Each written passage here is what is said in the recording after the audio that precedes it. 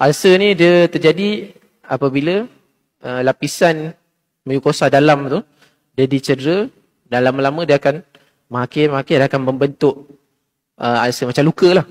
Membentuk luka dalam perut tu. Faktor risiko utamanya, yang pertamanya jangkitan kuman. Dia panggil H. pylori. H. pylori. Ada satu kuman yang nama dia H. pylori. So kuman ni mostly daripada pemakanan kita lah. Makanan yang tak bersih ataupun makanan yang tak dijaga. Dia akan duduk dalam perut dan menyebabkan sistem pertahanan yang saya katakan tadi, yang melindungi perut tu, diganggu. Jadi lama kelamaan dia akan membentuk ulcer lah. Yang keduanya, macam ubat dia panggil aspirin, ubat cair darah. Ataupun Kadiprin. Ataupun ubat tahan sakit yang dipanggil NSAIDs lah. Non-steroidal anti-inflammatory.